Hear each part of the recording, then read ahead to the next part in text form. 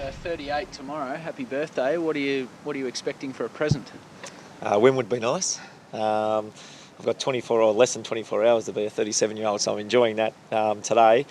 Look, honestly, I think I'll wake up in the morning, the kids have got basketball and stuff, so I'll go to football, and if we can come off and sing the song, that would be enough for me, I think. Any celebration afterwards? No, it's actually Scotty Thompson's 30th as well, so here we go. What's going on here? Sorry, interrupting.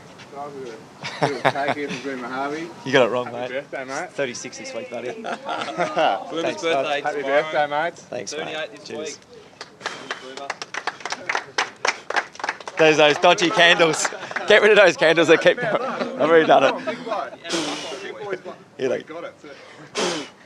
There we go. Hijacked. Thanks, boys. You can have that chocolate cake, Spud. Here we go. Well played, boys. Well done.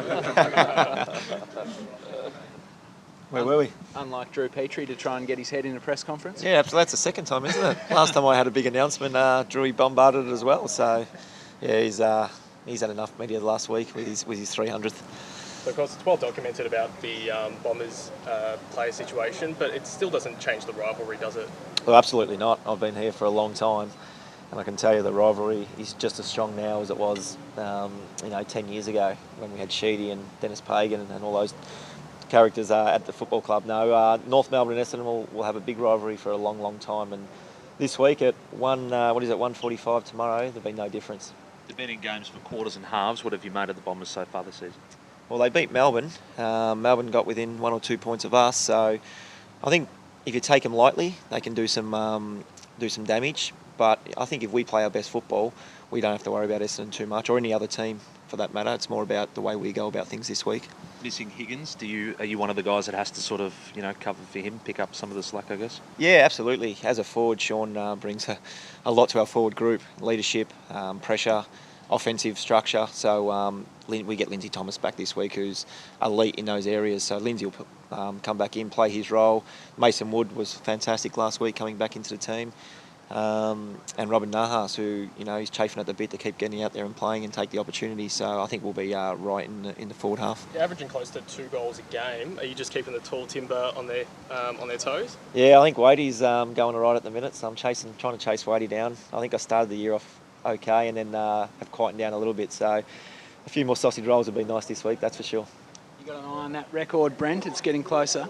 Yeah, it is getting closer, and I think you think about it a little bit because all the interviews you do, people are talking about it. But I mean, there's a lot of water to go under the bridge before then. I think it's 10 or 11 weeks away. So hopefully we can keep winning, and that just keeps the place alight for now. So what about next year? Is that anything that's been discussed in here yet?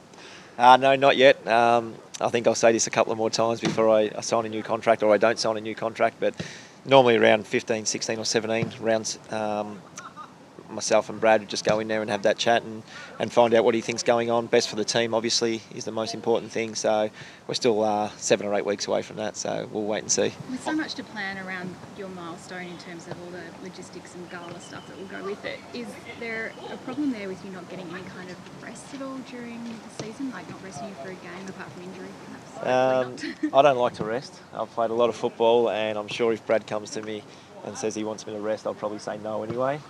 So we haven't really discussed that. I think we're in a position to do some stuff if we want to, but I certainly won't be knocking on the door and asking for a rest, that's for sure.